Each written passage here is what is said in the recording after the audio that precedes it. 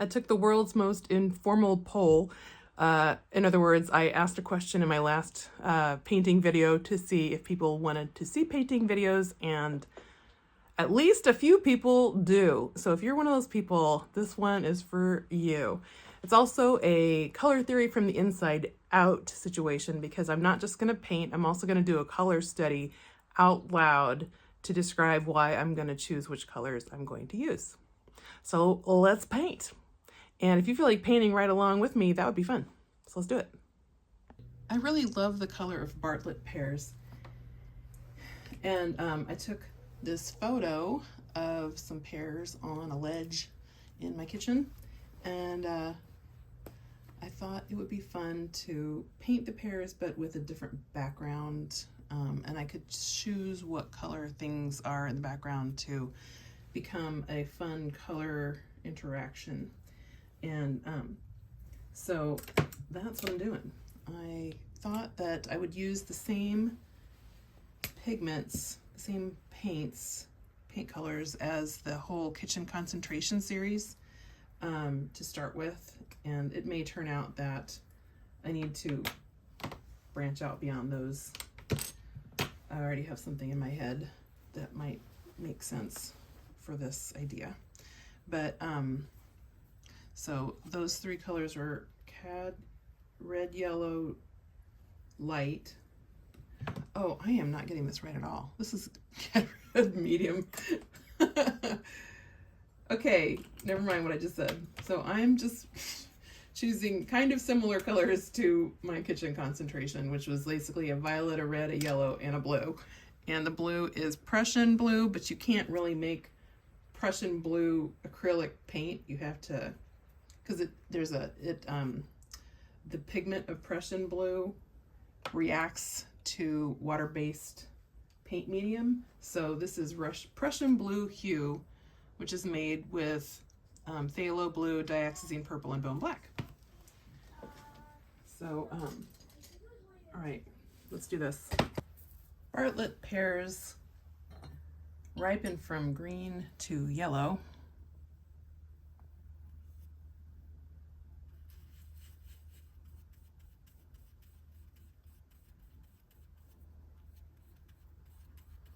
And I will have all of the hues that play out on a pear from unripe to ripe.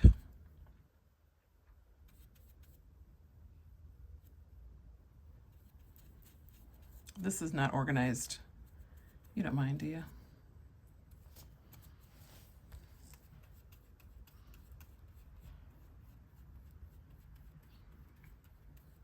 I'm thinking about shadows.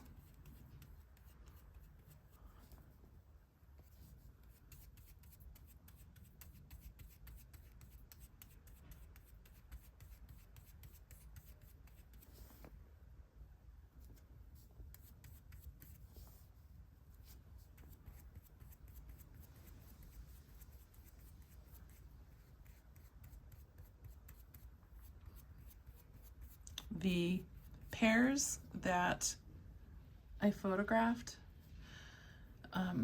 they were under kind of a strong light, and what wound up happening is there is a spot on one of the pears where the light is hitting it in such a way that it is pale, kind of washed out version of its skin color. But then in a couple other spots on the middle pear, the lighter parts they seem to be glowing because the light that's being cast on that pear is actually a light bounce from the other two pears onto that pear.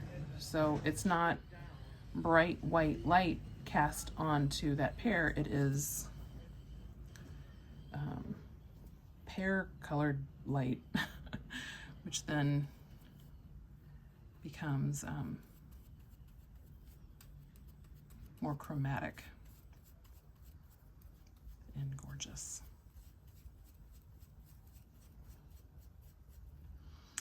So I'm seeing kind of a grayed out bit on this pear. And so that means I'm probably going to want to neutralize my green at some point, but maybe not too much. Let's see. Maybe it is just using the blue. I have to decide.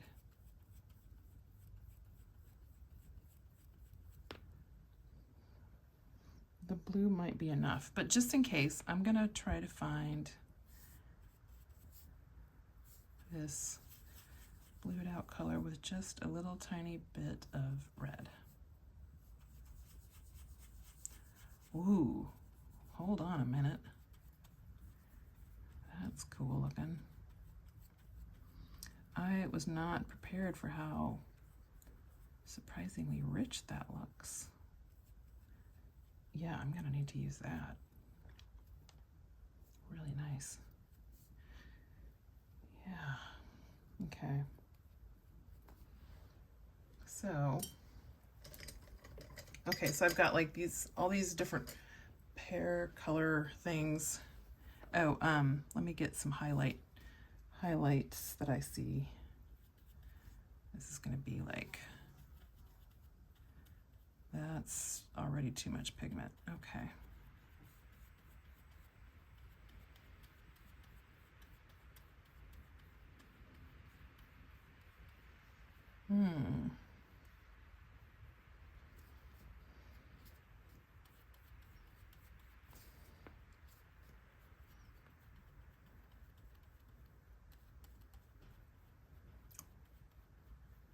Yeah, okay. All right, anyway. Okay, so what I'm gonna need to do now is make some decisions about what I want the table, the ledge, what color I want that to be.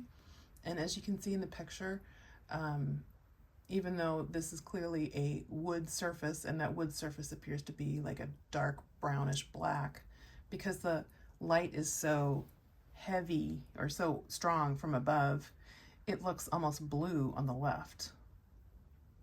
So that is going to be fun and interesting to convey.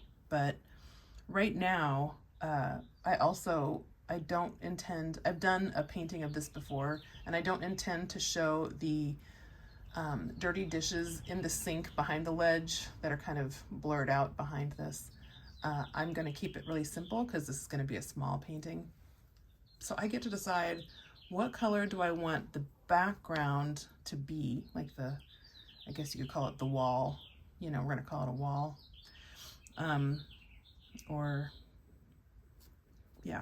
So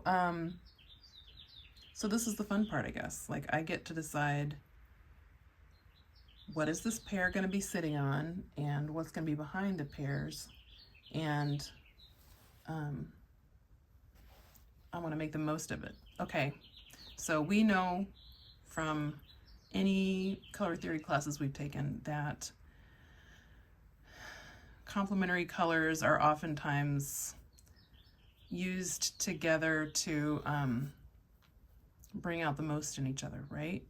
So I'm making a bunch of yellowish greens, and therefore the complementary would be like a cool red. Well, that's all fine and dandy, but I don't necessarily want to upstage the pears, and I don't want to, like, I guess my first inclination is always quinacridone magenta, just because I like it.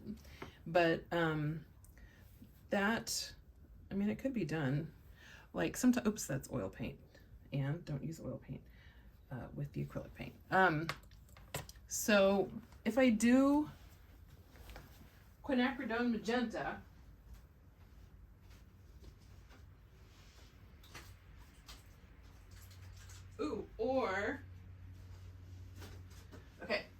if I do quinacridone magenta or quinacridone violet, I should probably for the sake of the pears, not go full force with them, do you know? So, but let's just see,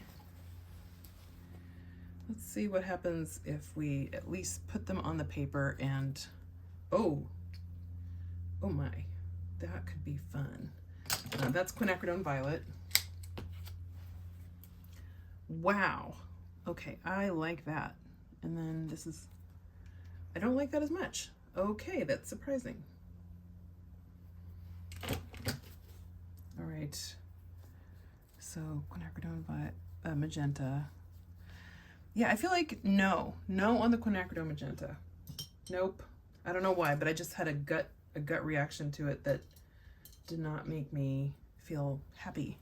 But then when I look at these lovely soft yellowish greenish things, and then that, ooh boy, that is delightful. But as I said, I don't want to have it be like, it's a picture of a wall, a beautiful quinacridone violet wall with pears in front of it. Do you know what I mean? So I have to decide, maybe what I'll do is that whole mother color trick, or even a mother mud trick, and just make it integrate with these other colors by mixing it in with some of that and maybe some of that. Am I even going to use this violet? Maybe Taxazine violet's not going to be happening. I don't know. Okay, what color am I making right now? It is a bummer brown. Is that true? It's, well, it's okay. I don't love it. Okay. I just sort of like went for it, but I don't like how truly brown it is. Like, don't get me wrong, I love a brown, but that was not the brown that wants to be there. Do you know what I mean? Okay, in fact, all of this is just too warm. Like, even now, like, I'm not, see, like, no. I mean, I liked that better, you know? Okay, let me think about this. I think what I want to do is I want to keep it cool, but like more grayed out violet, quinacridone violet. So, in other words, more blue, more this. This is cracking me up. Do you see what I'm doing right now? I'm basically making this. That's so funny. Well, I don't want to make that. I don't want this to be my pear background. Nope, nope, nope, nope. That's bologna sandwiches. No way. Okay. You're probably watching this and going, I know exactly what you need to do, Anne, but obviously white's gonna have to help me out, first of all, because the reason why I like this is because it's an undertone. So to get an undertone, you can either really dilute it with water or with thinner or whatever, or white, depending on the situation. So even making it into this pale kind of lilac, ooh, that's cool, actually. Hi there, beautiful.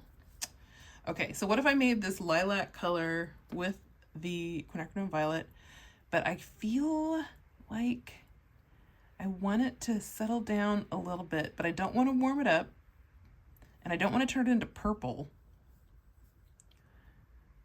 It's like, it's almost like I want to add, this is wild, but I kind of want to add black, which I don't usually do, honestly. I mean, I could, you know what? I could make a gray out of these, you know, just like make a total neutral out of the other colors, and maybe that would work. All right, let's do that. We're gonna make a gray. That's a purple. Add yellow. Now it's brown. Add blue.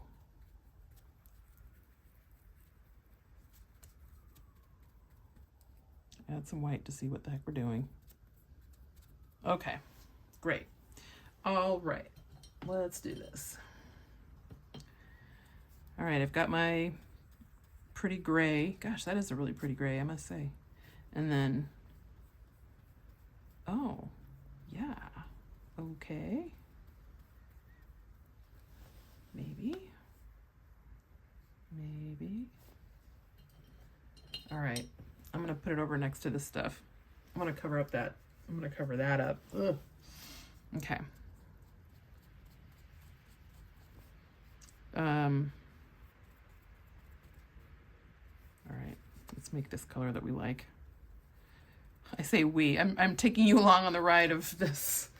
Like, maybe you liked that other thing. Okay, I'm out of this. I need to do that a little bit more. This is using this paint. This particular paint is starting to degrade a little bit because I've had it for a while, this tube. And this is a good, it's a good argument for using what you have before it goes bad.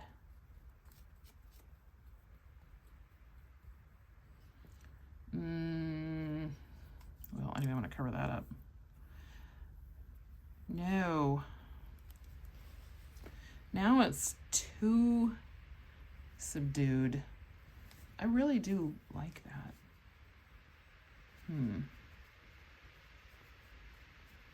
What if it was just like a little tiny bit of the gray? One of my major vulnerabilities or challenges, I guess, is that I'm not subtle. And I don't do things little by little. I do them leaps by leaps, including color mixing. See, fine. Actually, I don't like that at all. I love this. This is surprising to me. I guess we're just gonna have to give it a whirl. Okay, so I think that when I started to film this, I did not think that my background color was even going to be a complementary color, actually. But I feel like we gotta check this out. You know, I want to know how it plays out. All right, so I'd like to represent the hold on a second, I'm a low battery. Okay, I'd like to represent the table as a brown, but one of my favorite, quote, browns I make with red and violet to make this burgundy color. And I wonder if this will be enough brown. Okay, so like if this is going on, okay, answer no. Okay, fine.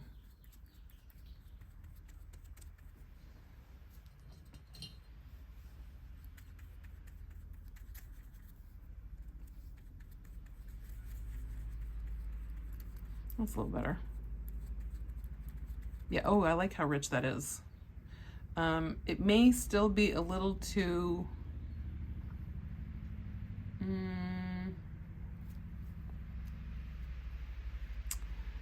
It doesn't quite do it.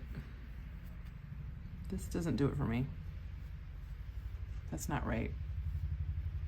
Do I go all the way and just make it super cool? Like cool temperature?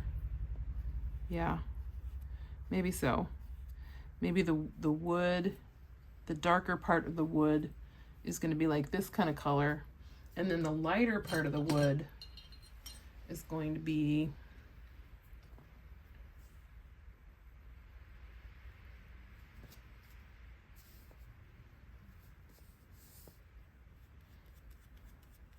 not that, but that's beautiful. How did I just do that? I don't know. I love it though.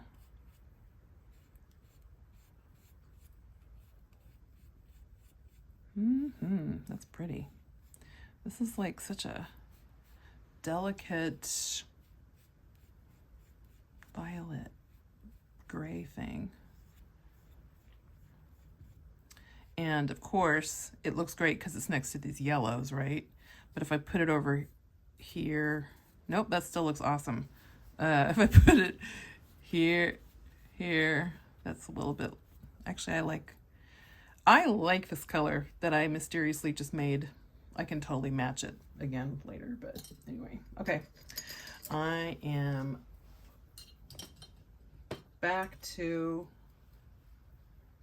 conveying the lit up wood on the right. Okay, so that's going to be like, boop, just barely blue. So we're talking, this is the dark part of the ledge, and this is going to be the light part of the ledge. Does this make sense? This is the question I have. And then I'll, of course, have a couple of stair steps of shadow to get to the darker part. So it'd be like, oh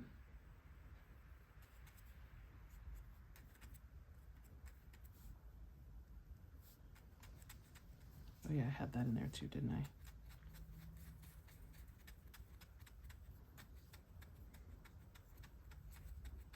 So midway, this is not right at all.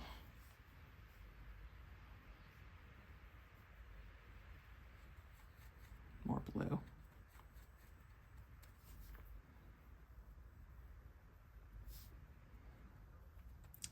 So, you know, like how you take a class and you have a teacher who is like, they've got it all worked out so they can show you things in a sort of organized way where you really feel kind of safe the whole time.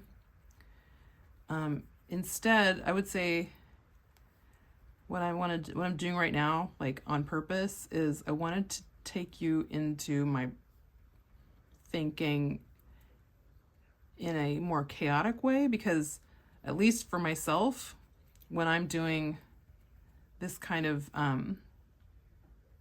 mixing, especially like working as a color study, I'm going fast and furious, and I'm not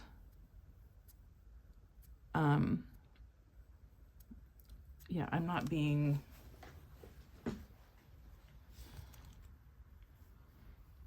measured or what's that word? Methodical. Yeah. Instead, I'm being free and exploratory and random. So that's what's going on here. Yeah, that could be cool.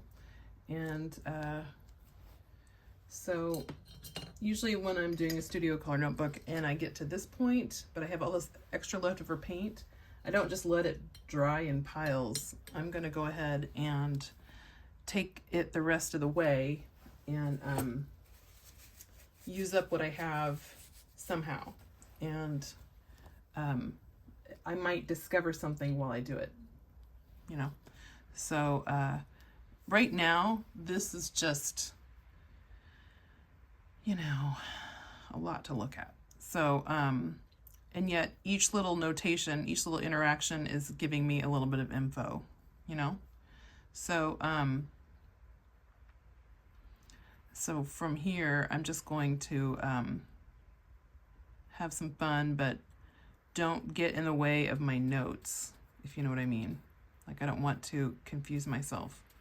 So sometimes, depending on how much paint I have left over of the right colors, then I can continue the self-conversation.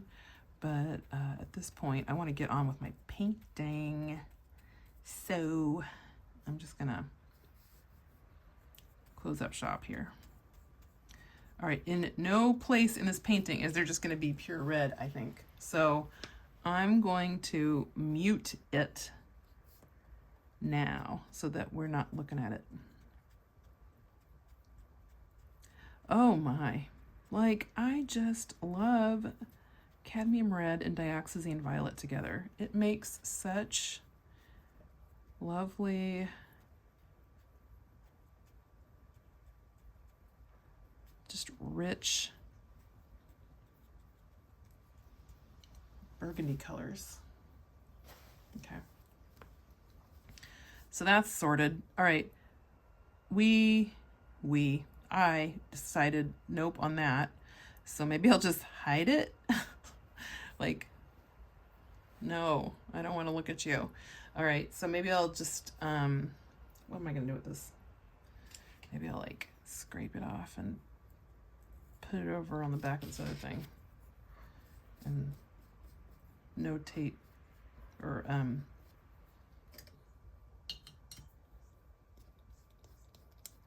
oh my gosh, I do love quinacridone magenta. You don't see me. I'm just painting on the back of the facing page. And I will use that as part of another color interaction experiment. But in the meantime, we're just going to make that go away. We're going to make that go away. Bye. Oh, that's pretty. Look how pretty that is next to that. Holy manoli. I mean, what? That is so cool. So I guess that the ledge in the background may at one point even come to this sort of deep color. Yeah, that might be worth it. I might make the background like not all one color, but maybe it's a little gradient vibes where it goes from here to there. It's possible. It's possible. I'll do that. All right. And then I pulled out way too much white. So, wow. I think I have quinacridone violet oil paint. That is a bummer. I cannot even, can you even see it? Oh, maybe you can't see it. Here. That's a bummer. Adios. There we go. That's better. That's better.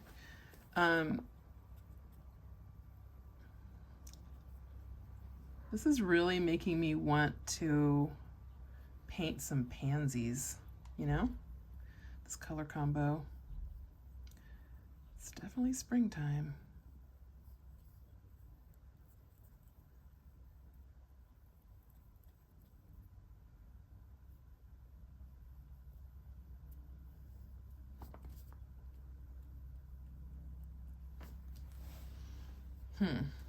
All right. Well, I think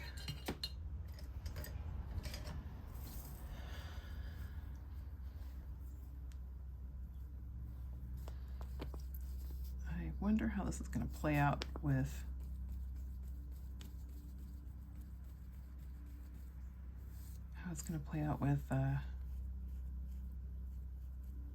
oil paint. Oh my goodness, I love quinacridone violet a lot.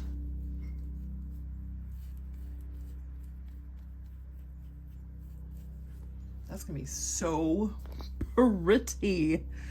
All right, I think I'm gonna have to make this white just go to the opposite page and do some other little study with it because I don't want to accidentally start making a bunch of light purple.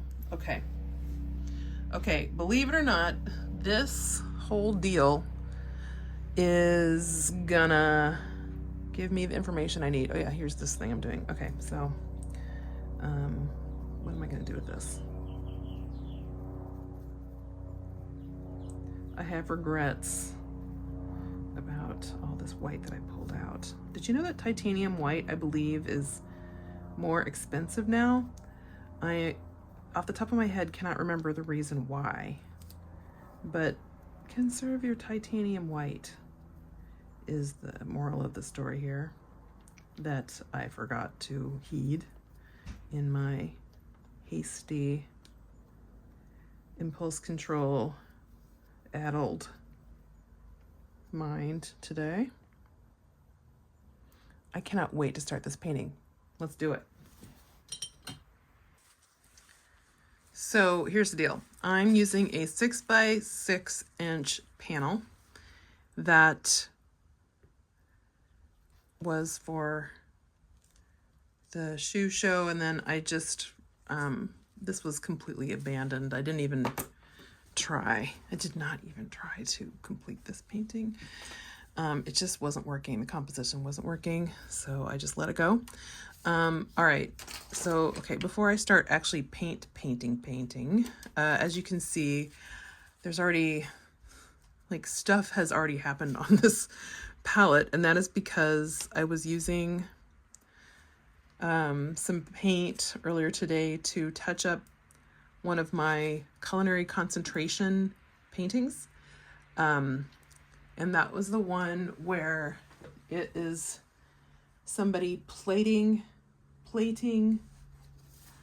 something on the Medside platter.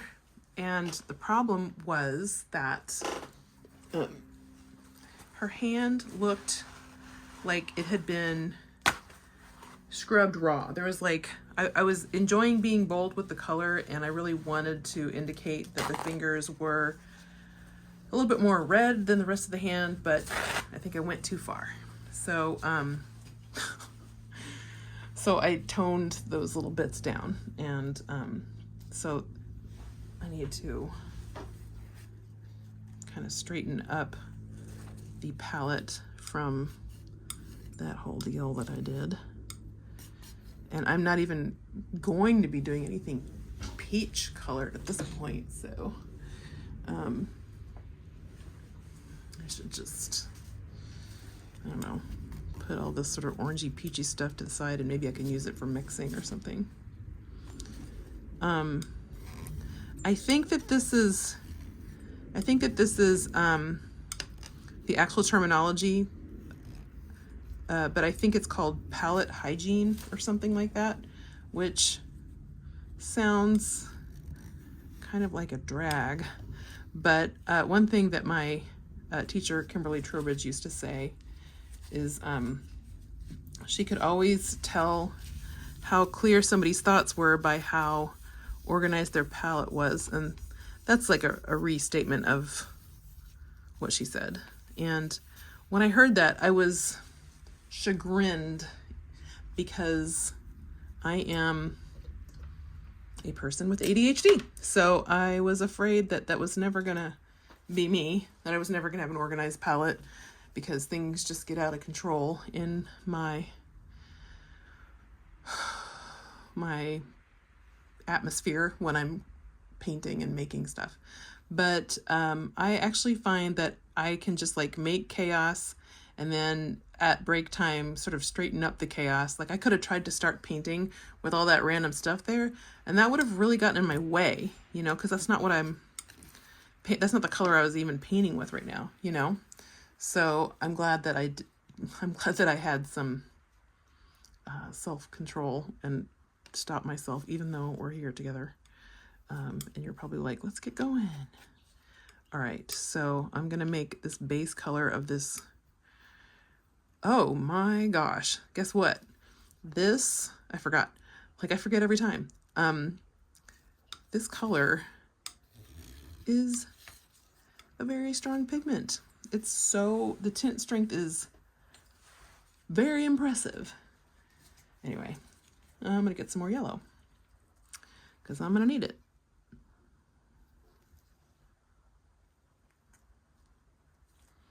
Okay. Oh, I'm so happy and excited to do this. Thanks for being here with me. This is really fun. Okay. Hi. Why didn't I just put this over here? That's a good question. Alrighty. That's one of the problems with starting with an acrylic color study and then moving over to oil is that you're still gonna probably need to do some adjustments, because oil paint and acrylic paint do not act the same as each other. I kind of like how there's actually a little bit of red here, because maybe there's a little bit of toning down of the green, which really, it makes sense. It makes sense for this pear to have it not just be like a fresh spring green, because it's really kind of more of a muted green in the places where it's green. Okay. Oh, here, let me move this so you can see. That is so pretty. Someday I'm going to get like lighting and a camera where you can truly see the same color I can see, or at least a closer approximation. That's nice. I think I'll be using that color as part of this deal. And you know what? I'm gonna try to avoid being chalky, and so I think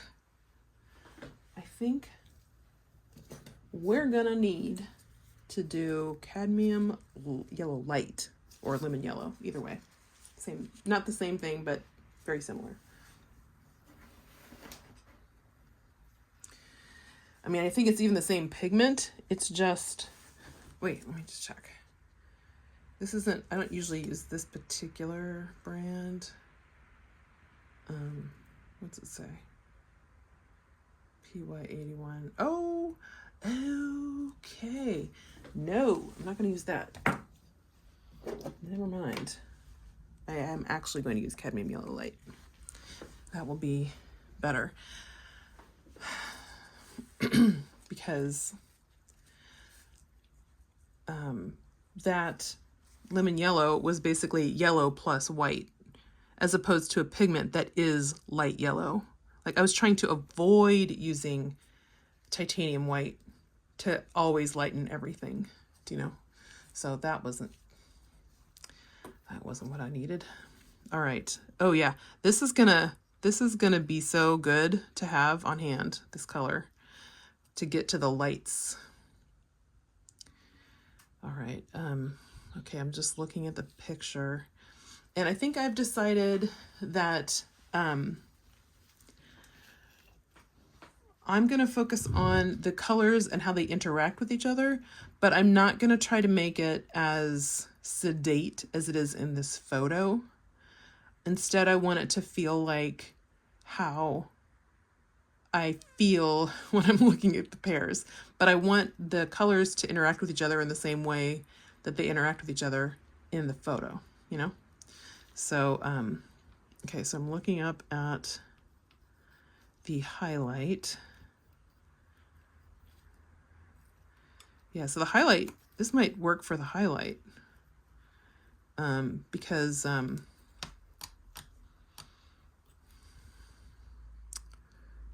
no, that's way too rich. That'll work for, like, this is the beginning of a good, the glowing part, you know what I'm talking about? The glowing part of the pear.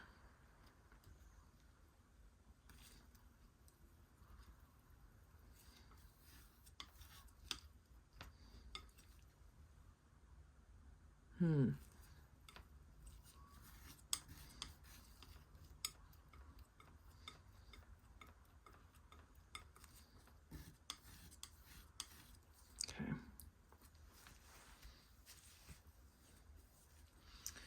I decided to use my small palette that I use with my plein air situation to keep myself in line, and also so that you could see everything. I liked that. So, yeah, that's what that's about. Okay, now I really do need a little bit of a more gray green for this thing. So, let's see here. I feel like I'm gonna need to incorporate this violet into the pear itself so that there is a sense of harmony. Ooh, I'm just going to stick this in here. There's a sense of harmony in the interaction between the pear and the background. How's that sound? Okay. Prussian blue takes over again. Look at that. Prussian blue is like, what? I thought we were painting emeralds. This is silly. Okay.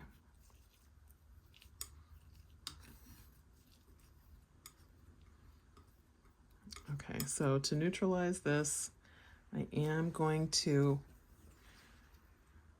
grab a little bit of this, a little bit of that. Oh yeah. And this is like very dark, very, very, very, very dark. But it'll be good for shadows. Wow, that's really pretty. Okay. Guess all the dark things are going up here. Now, I'm pre-mixing a lot of stuff because, oh yeah, I didn't use dioxazine, did I? You know what? I'm not going to. I'm trying to use as few pigments as possible for this to kind of keep the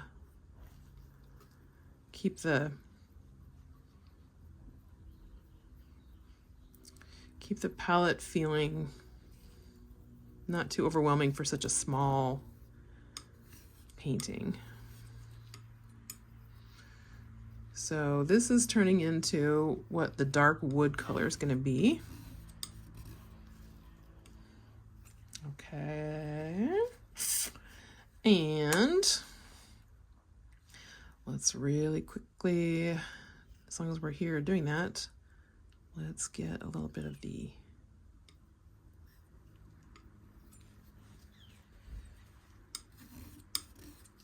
I just made this a little bit cooler than this, because I know that I'm going to take from this to make the lighter part of the wood. And since the light, I guess I've decided that it's a cool light and a warm shadow.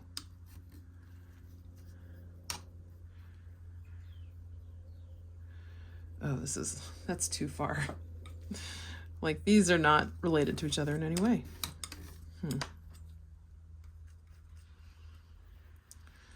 Yeah, okay. Maybe that'll work. I'm really wondering, as always, when I'm narrating while painting, if anything at all that I'm saying is making sense. Because I'm just sort of not, like, I can talk and paint, no problem, but talking through my thinking in painting, I can even do that, but like sometimes, especially when I'm color mixing, I find that it's just,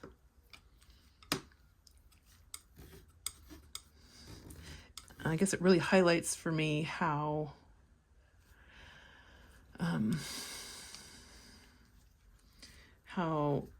my mind is the abstract random type.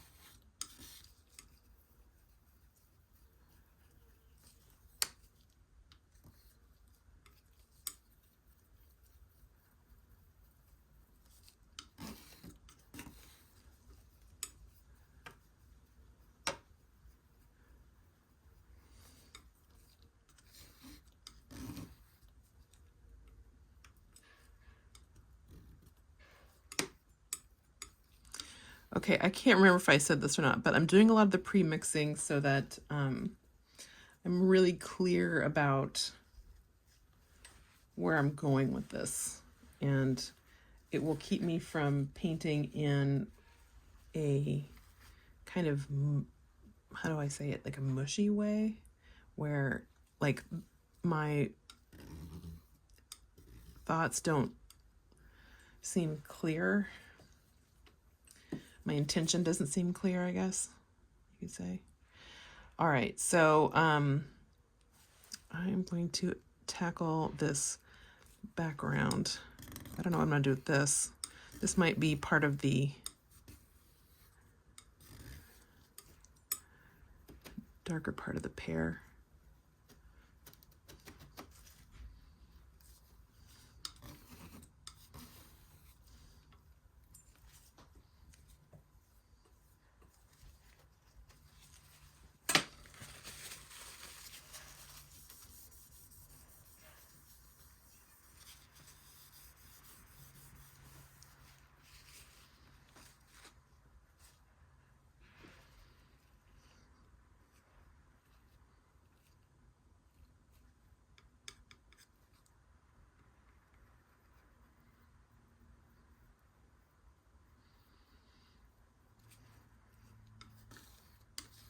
There's a little bit of green in there, and I think that's good, actually.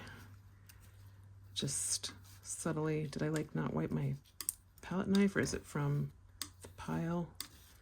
I don't know, but I think it's gonna be good. All right, I think I wanna have 3 levels of value on this violet thing.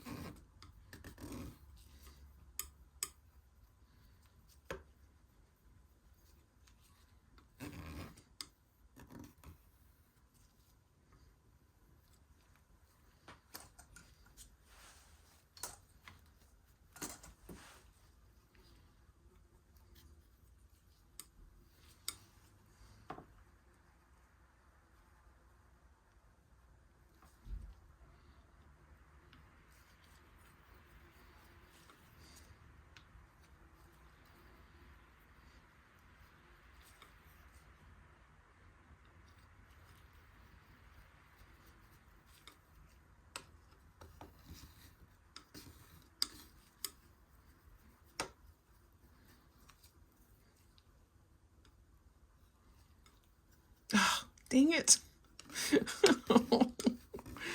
Why did I do that? Like, I can't use that for anything, can I? Too much blue. All right, let's put this over there.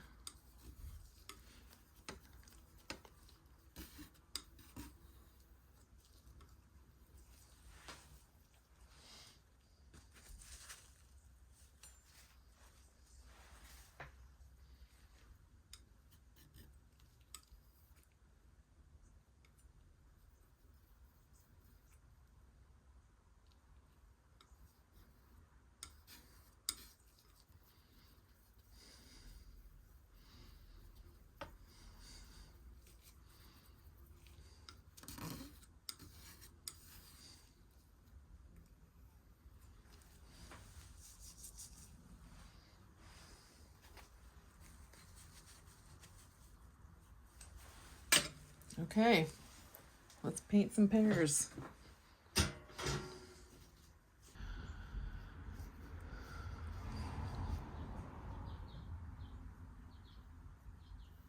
I turned this painting on the side so that I wouldn't be as distracted by the, I should make this lighter, as distracted by the, all that stuff, but yeah.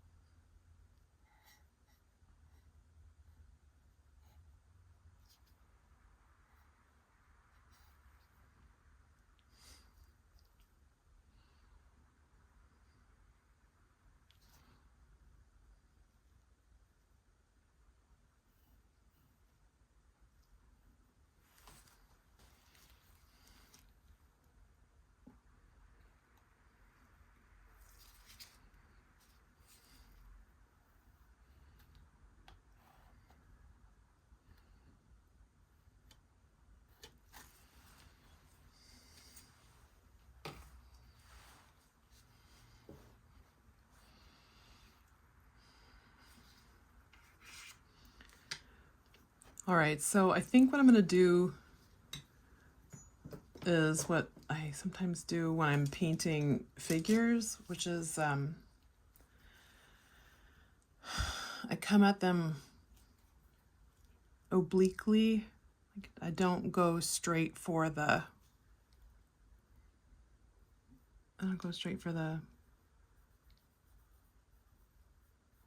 the figure. So I will work on the background first.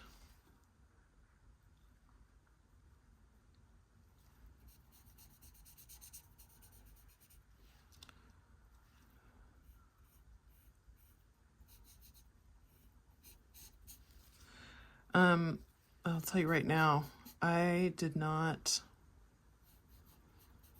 mix enough paint because I really didn't want to have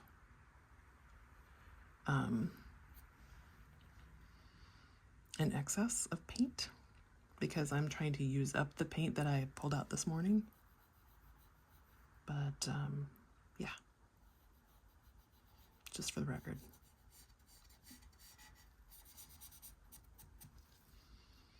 I might have to pull out extra paint anyway. Or maybe what I'll do is, you know what? I'm just going to assume that this is going to have a second coat, and don't worry about the fact that my my layer, it feels so stingy, you know.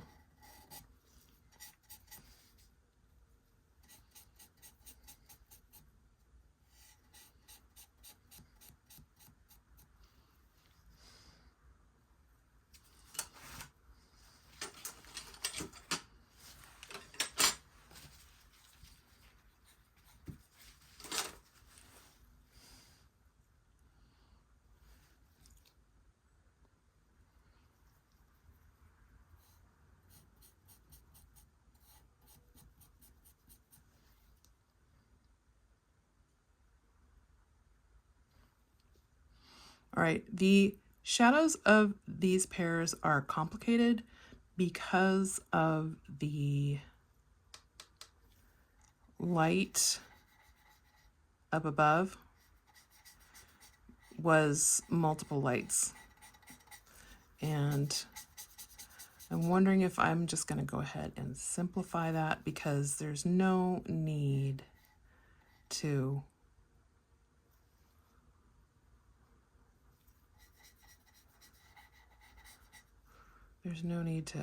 make things complicated when it comes to these shadows.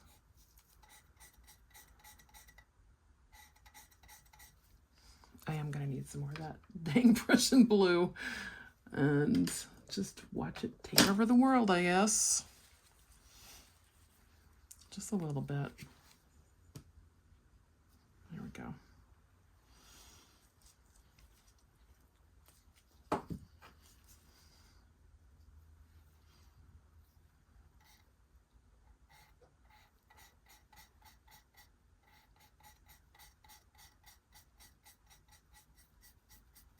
Okay.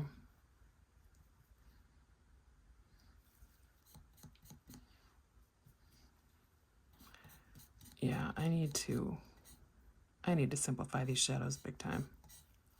Just let them be simplified. And I can go back and adjust them if I need to.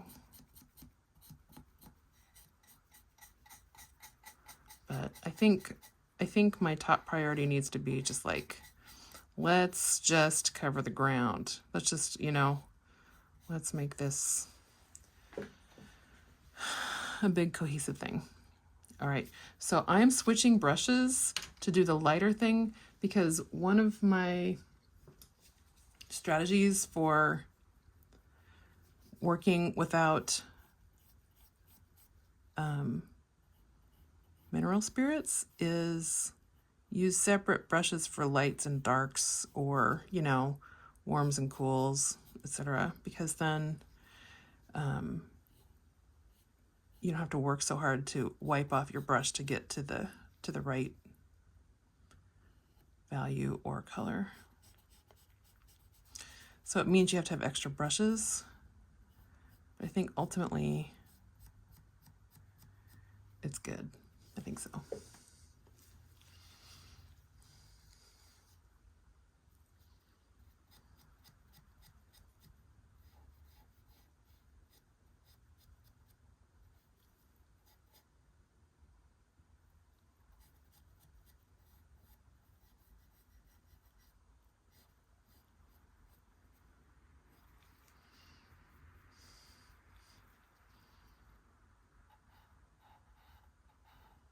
Oh, okay, yeah. So anyway, what am I talking about?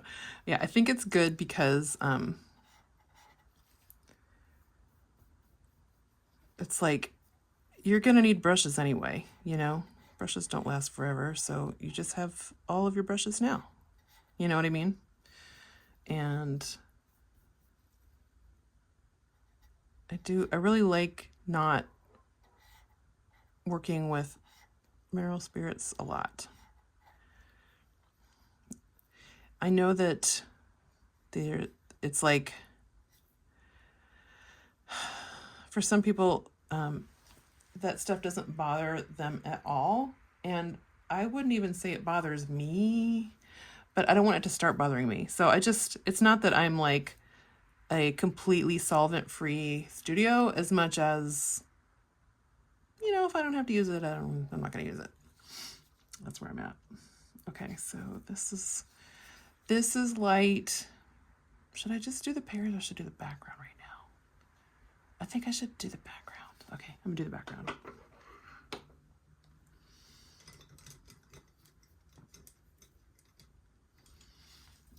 For example, like, my brushes don't last long. Like, this was longer not too long ago. I wonder how long I'm gonna be able to go without buying new brushes. Okay, I need to circle back and explain why it might make sense to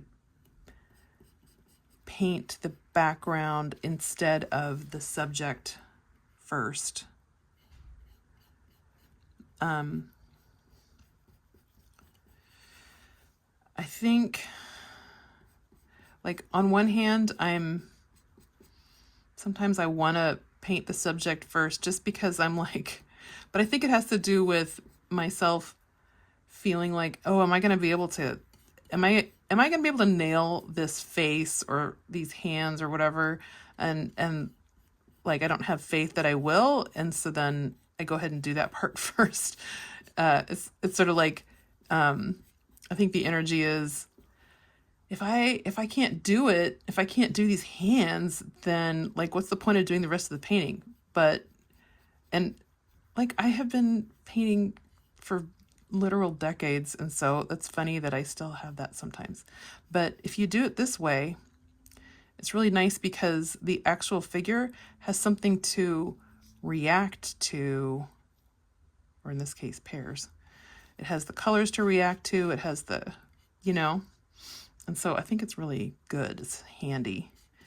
I think that these bristles are too short and they're leading me to, like, you can see that it's too harsh. The brush strokes are too pulling the paint back off. So I might have to rethink if that brush is finished or not. Get a longer bristles. Okay.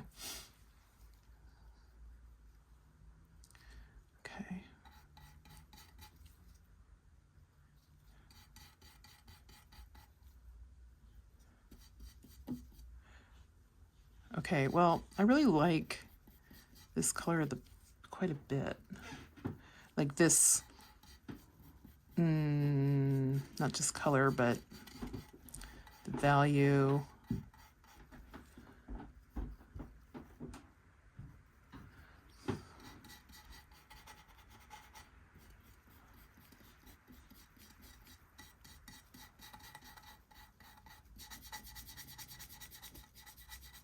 Oh my gosh. It's like I'm drawing. You can tell I draw. Because sometimes when I'm painting, I feel like I'm painting like a person who draws. Like just now it was like I was just coloring in or something. But I'm also dealing with the fact that I've got this really dark thing that I'm covering up. And, okay, that was too harsh. This dark thing that I'm covering up, and I'm using these hard brushes. I'm basically not setting myself up for success right now. Let's use a softer brush. There we go. Okay. That's better.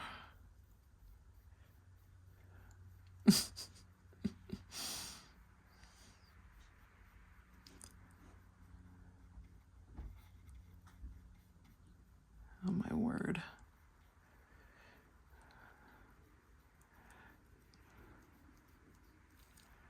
There's some stuff. What is that from? Is that from the paint?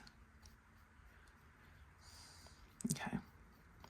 Could you see that? Could you see those little particles? What is that from?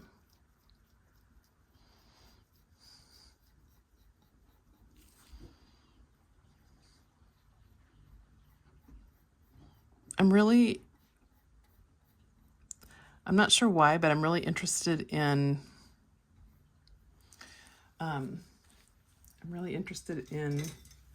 having a combination of really hard-edged color shapes, but also total soft gradients. Yeah, like, what is this stuff? Is this from the brush? I cleaned my brushes really well the other day. Anyway. So I'm able to get this blending happening because I'm using a very soft brush.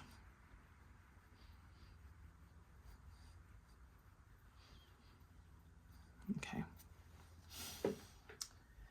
And now that I'm looking at that, I'm not even sure if I want to do that. But, all right, we're moving forward. We're moving forward with our lives. Let's go. Let's go. Let's paint this thing. No time to think. Just go. Let's do this.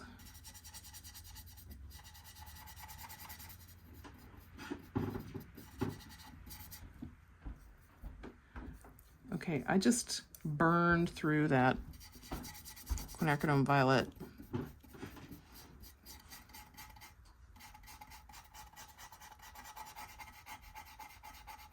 That's all I got. I'll have to get some more.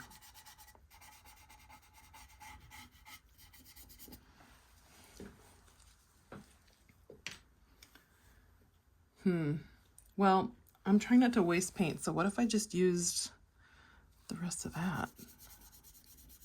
It's not the color I was going for, but maybe this is just my first layer anyway.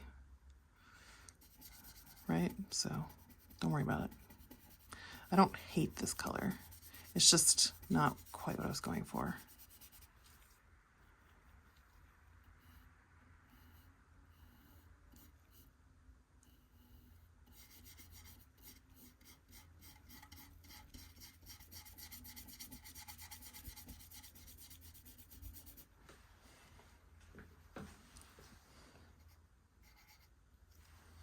Okay, let's get out the blendy lady.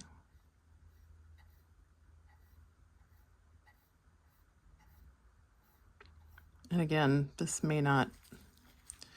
whole blending idea, or, you know, smooth gradient, this may not last. I find it a little too fussy and annoying, and actually not even that effective because, like, it's not, well, I'm not working on it very hard, first of all. This is a little quick painting. Oh lordy, what's gonna happen, guys? Well, I do not want to call you guys. I don't know where that came from. That's not my jam.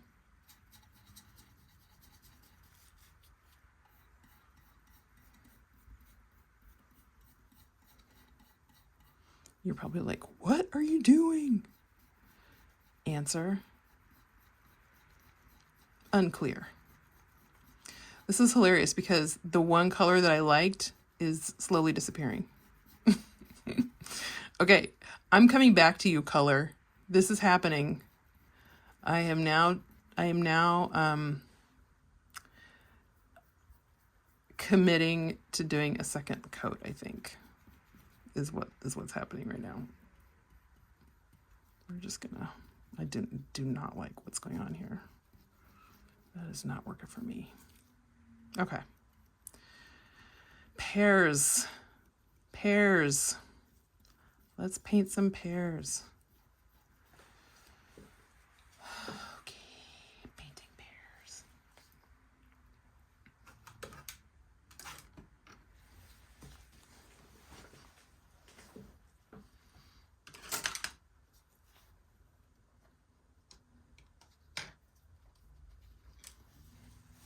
I cannot wait to paint these pears.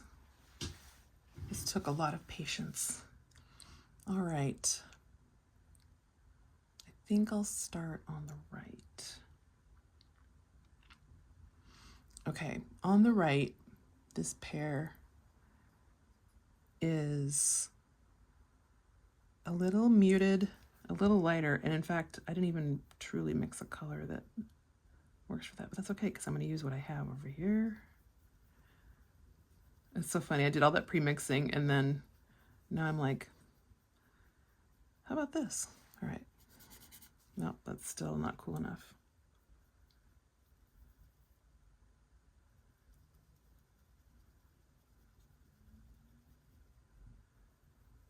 Yeah.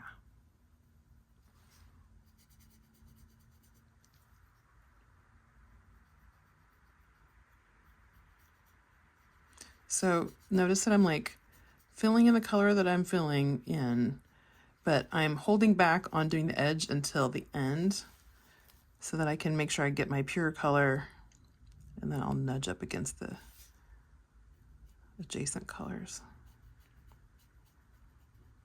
I'm sort of intrigued by the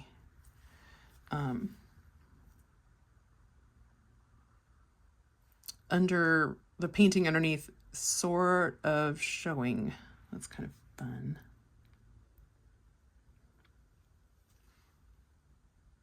Is that too dark?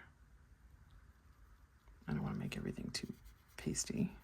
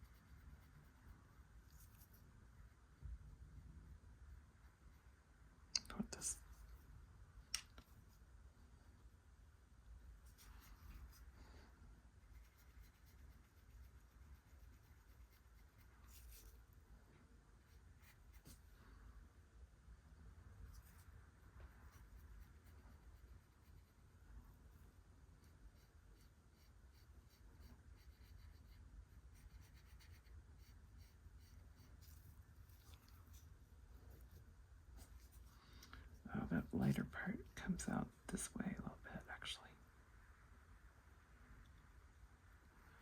It's coming this way, like this.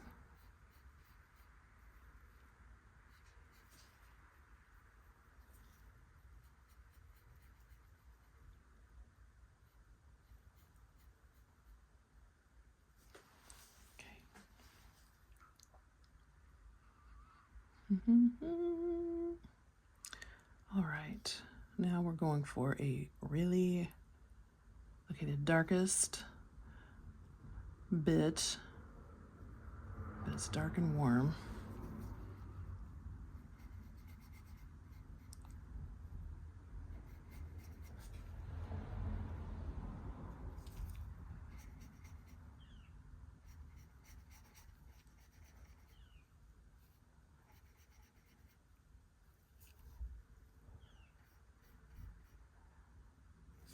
And then something that's really dark and warm right here.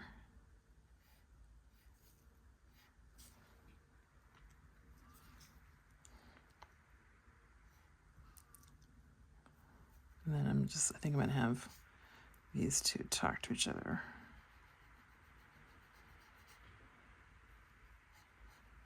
Yeah.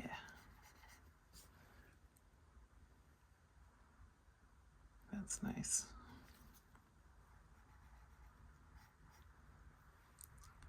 And then this starts to get, okay, I want to show you how it's off camera, but I want to show you when I'm wiping my brush. Like, obviously you can wipe your brush the way you wipe your brush, you know, but over on the side, I've got like a flat thing, paper towel, and I'll go like this a bunch of times to, like, while it's sitting on the table, to clean it. And I'll usually have it so that it doesn't really move. And okay, now that I'm looking back, I don't like how it's sort of like stripes. That's not working for me. That's a little too broken up. Okay.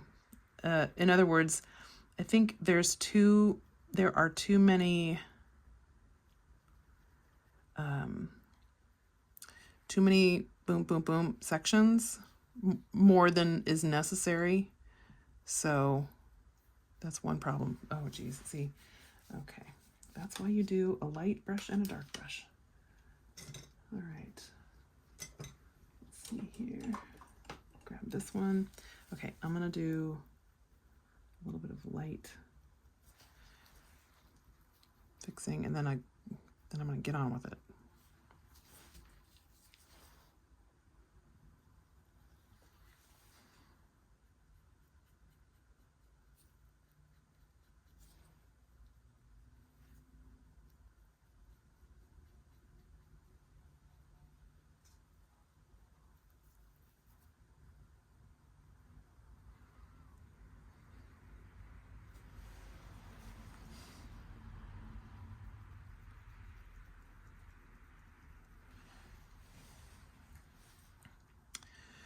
I don't know. Okay, I'm gonna let it go. I'm gonna come back to it.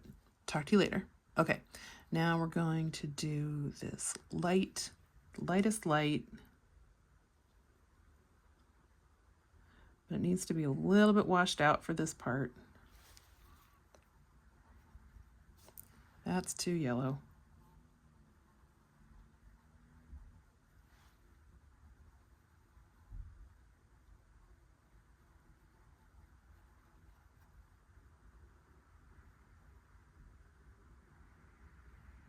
Still too yellow.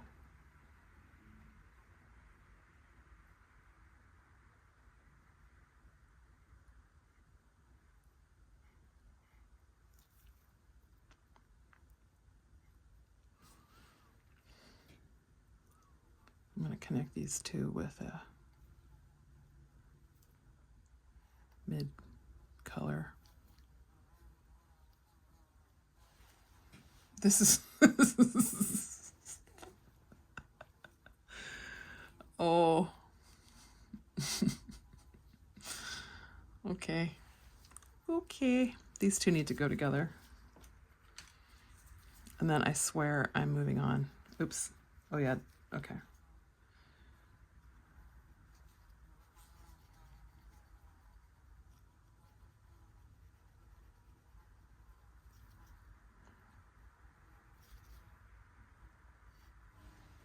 Okay. And then I think I'm going to worry about stems later. Yeah.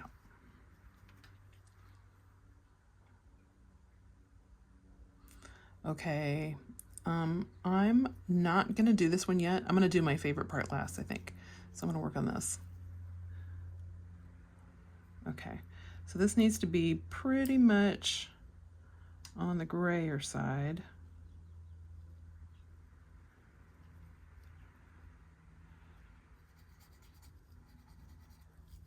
That's a little too warm. That's too light.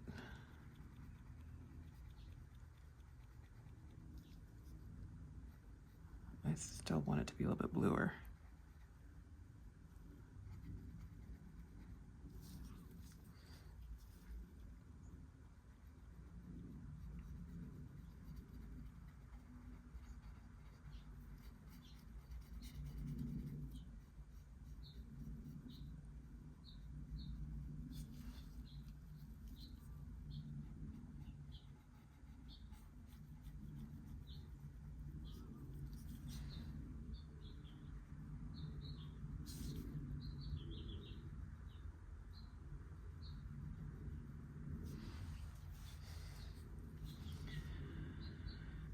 Okay.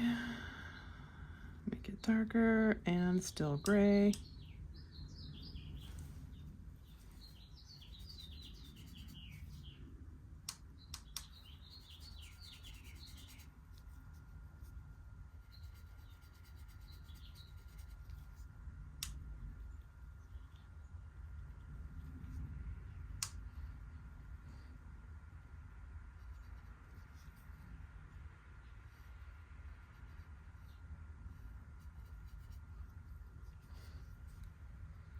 Warm it up over here a little bit.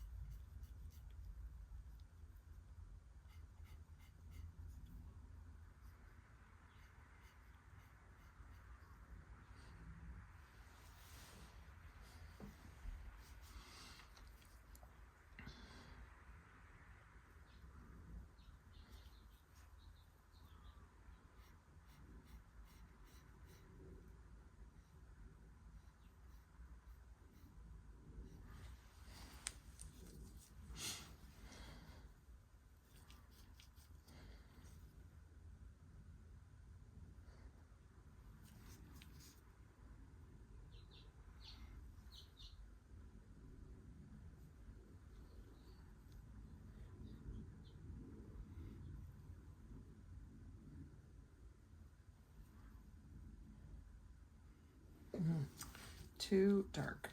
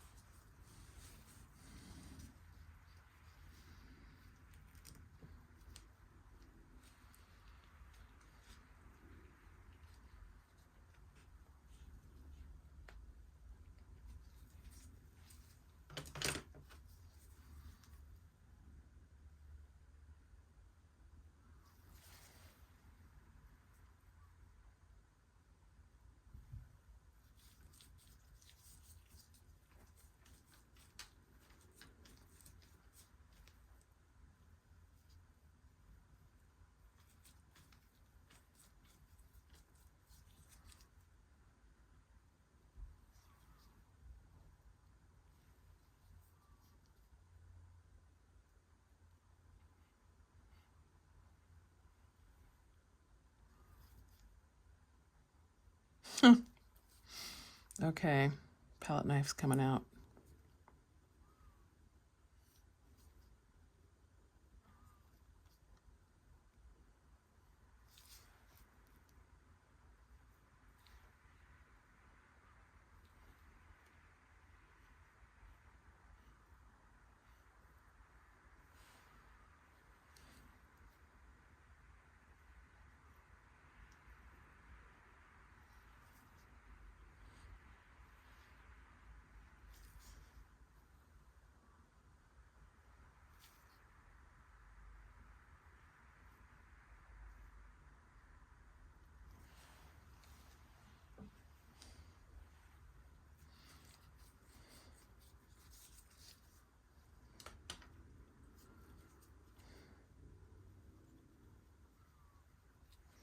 Oh yeah, another reason why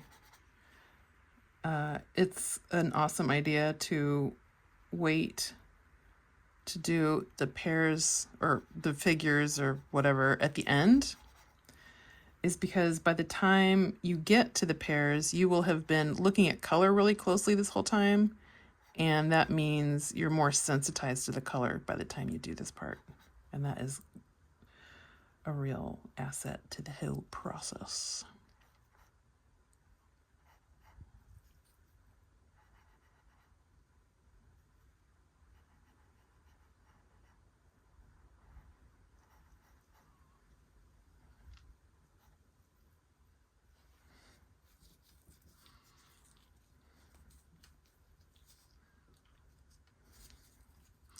Okay, this is the fun part. It's the glow. That's too yellow.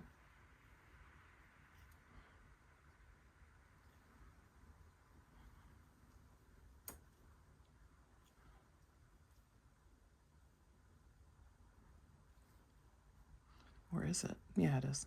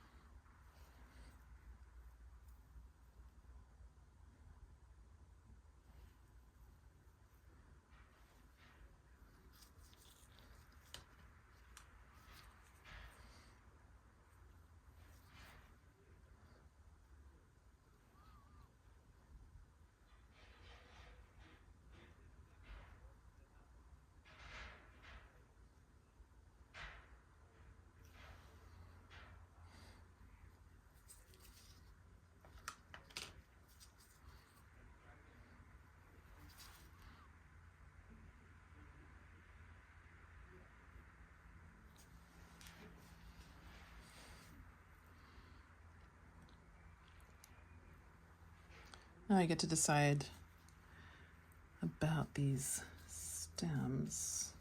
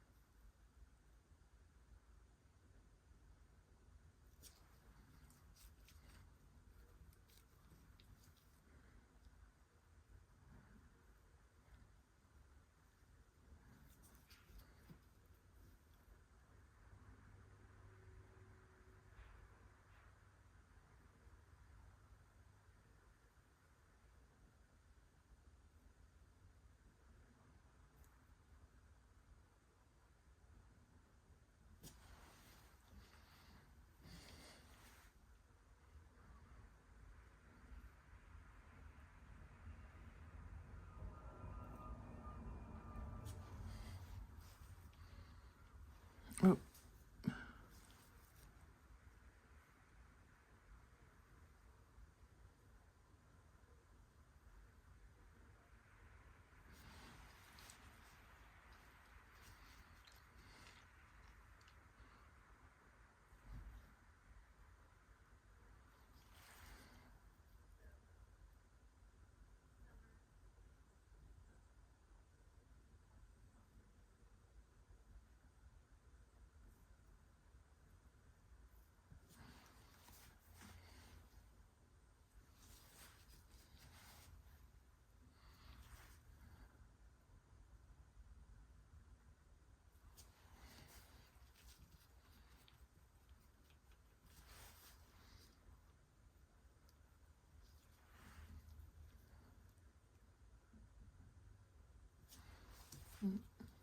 Oops, didn't do the light color.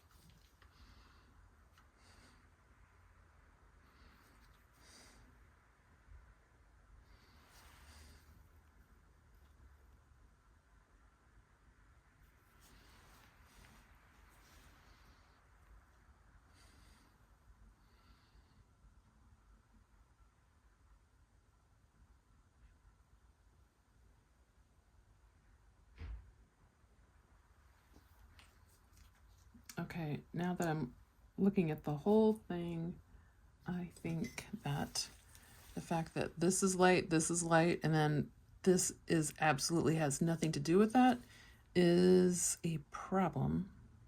It is distracting. So I might just bring some of this over just a little bit.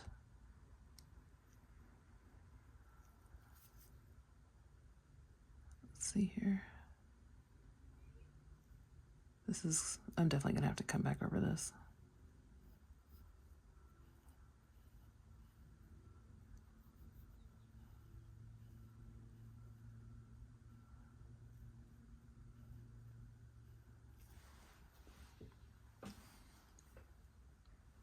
Yeah, I mean,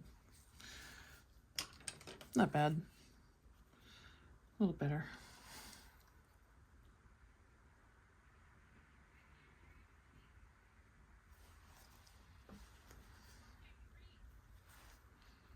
And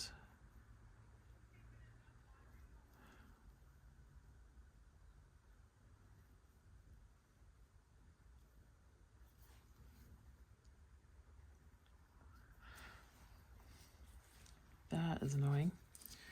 Let's just blend that in. Or bring it down.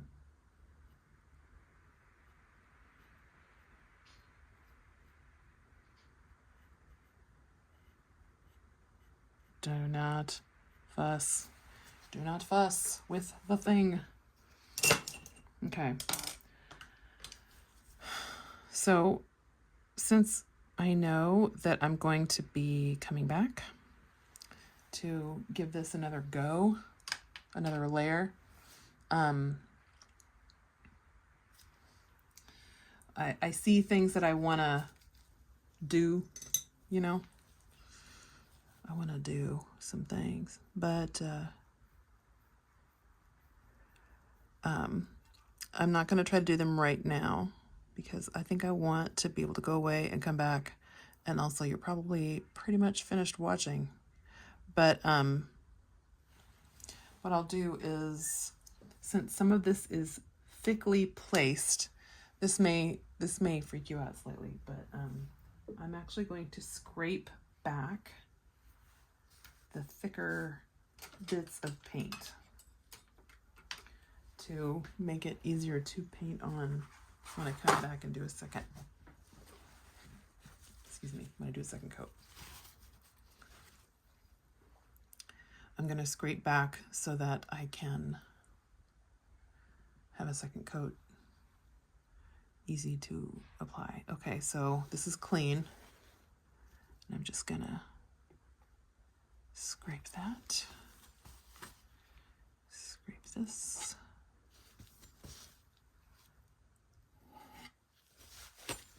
Looks like it didn't clean the knife enough, and that's okay.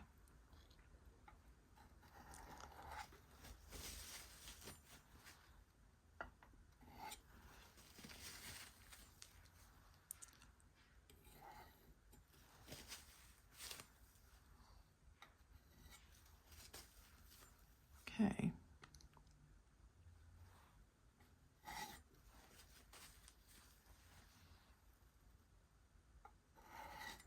This whole thing's pretty thick. Anything else?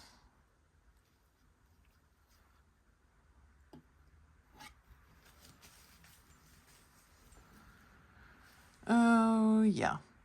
This definitely needs some more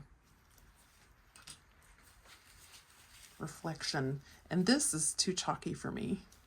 In fact, you know what? One last thing. No thanks to the chalky. Even if it looks chalky in real life, I am not interested in that baloney. I'm going to warm it up right now. No thanks to the chalk. There's no need for that. And plus I have this paint already mixed anyway.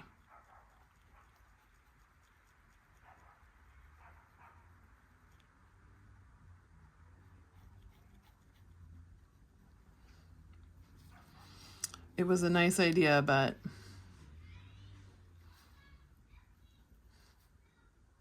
to distinguish, and it's not over yet, but I cannot look at that chalky thing.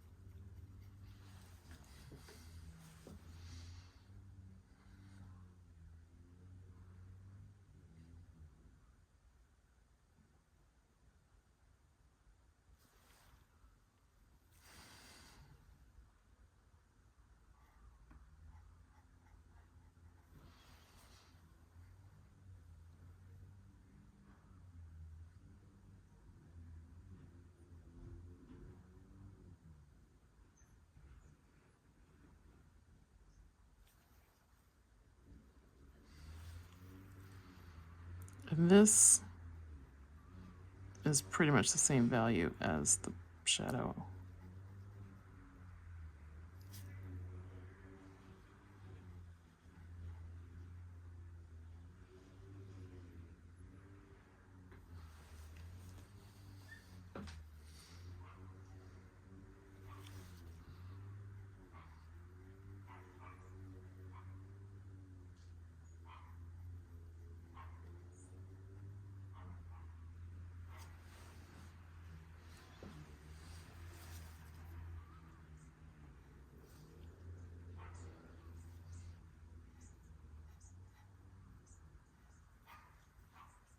Ah, bummer.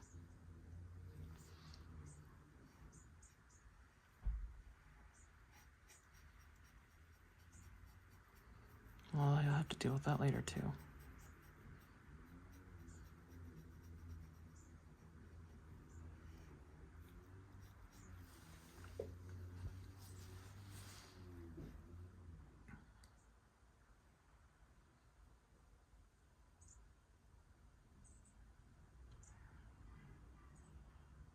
I think because I simplified these shadows, that meant that I didn't get to see that burgundy color ever again.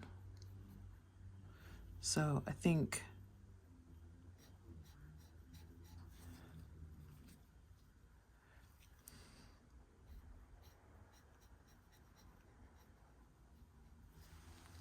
it might make sense to do this, even though it doesn't make sense to do this.